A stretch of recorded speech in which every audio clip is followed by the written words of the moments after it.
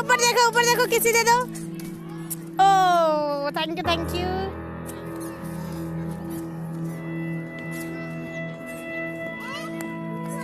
फिर उधर जा रहे हो, मत जाओ ना उधर, चोट लग जाएगी बेटा। मम्मा पढ़ाई लिखाई माँ कराती थी? हाँ मम्मी कराती थी पढ़ाई लिखाई, डॉक्टर ही बनने के बारे में कराती थी। क्या क्या पढ़ाती थी?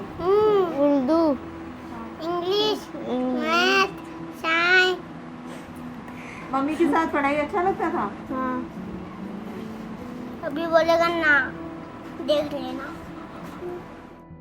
I actually wanted to talk to 10-year-old Ayu and 6-year-old Nazia about their lives after their Ammi Shabo's death.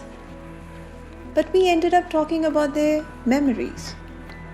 The two children are yet to come to terms with the fact that their Ammi is no more.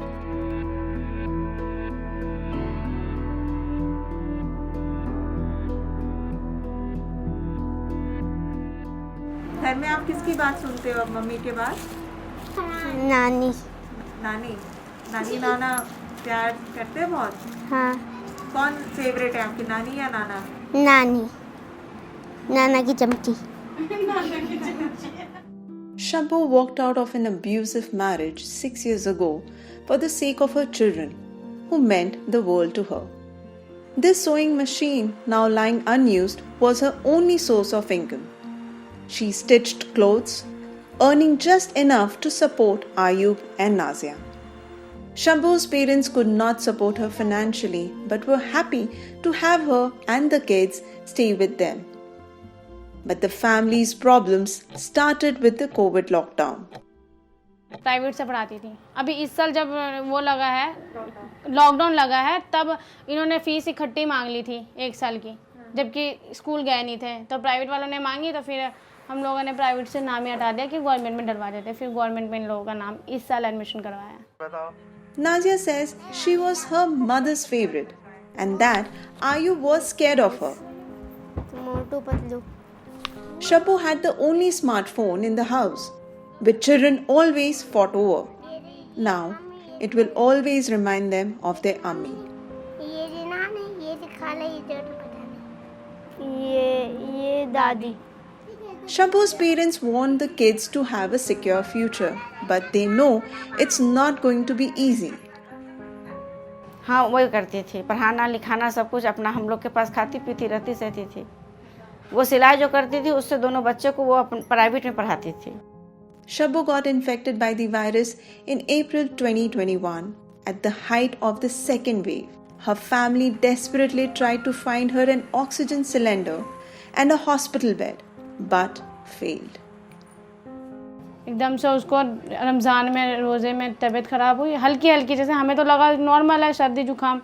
फिर private में लगा, उसको एकदम से सांस लेने में दिक्कत हुई थी। प्राइवेट वालों ने किसी ने भी एडमिट नहीं लिया। ऑक्सीजन कहीं से जुगाड़ नहीं, कहीं नहीं। उस टाइम में ऑक्सीजन कहीं पे था ही नहीं, किसी भी हॉस्पिटल में नहीं था। ऑक्सीजन रहता तो शायद, हाँ शायद बच जाते वो, क्योंकि मेन ऑक्सीजन की ही कमी थी और कोई दिक्कत नहीं था उनको। वहाँ ले गया तो वो भी कुछ नहीं देखा, बस ये वो ऑक्सीमीटर होता है ना, वो लगा के देखा, वो कहा कि इनका ऑक्सीजन लेवल जो है ना कम हो रहा है। जब ये यहाँ चेक किया था तो उस टाइम 75 था।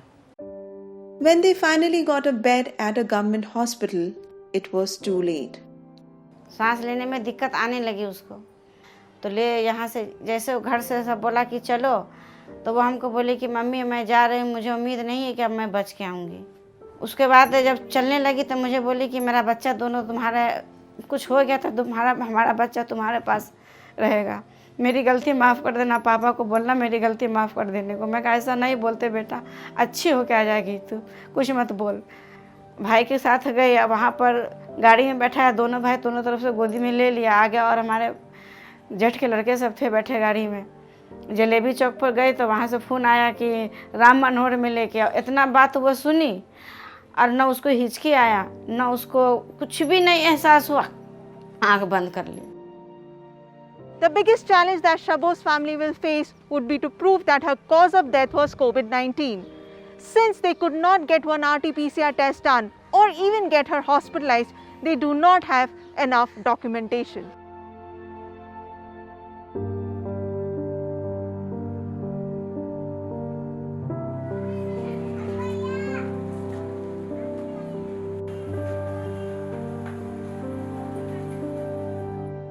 ऐसा तो शंका है कि अगर वो कहें कि आर्टिफिशियल लाओ, अगर नहीं कराया है तो फिर हम कैसे माने, ये बात होगी ना। मगर एक सबूत ही वही है जो हमारे पास है। अब कितनी सारी भाग दौड़ करनी ही पड़ेगी, क्योंकि सरकारी कामों में तो आराम से होता नहीं है, पता है आपको। भाग दौड़ जितनी कर लो उतना है। पर मैं चाहूँगी कि जो नहीं हो पाया, लेकिन जो हमारे पास प्रूफ है उसी से मिल जाए मुआवजा बच्चों के लिए बस।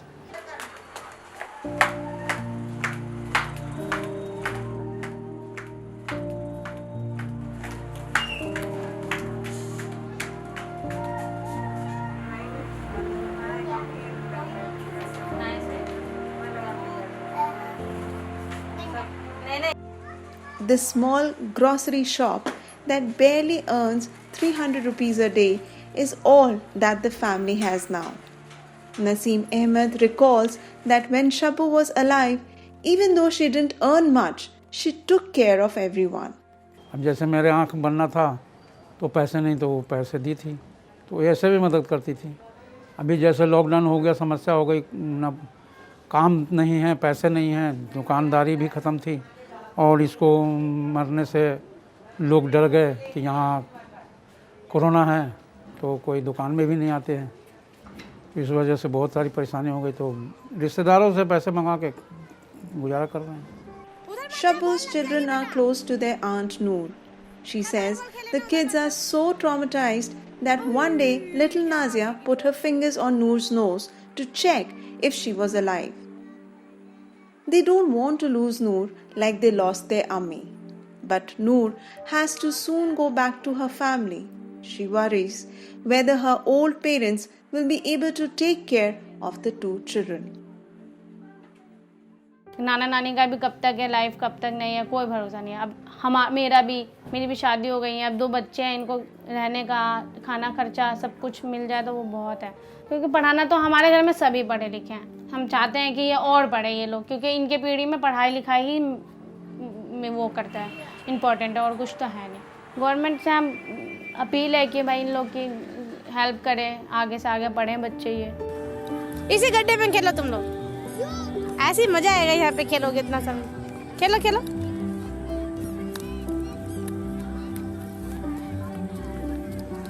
अरे बाप रे, कहाँ फेंक रही है? आ जाओ, भाग के आओ। ये खेलो खेलो। Our COVID ground reports cost us about 7.5 lakh every month. You can help our reporting from the ground. Go to thequint.com, click support the Quint tab, choose a plan and pay.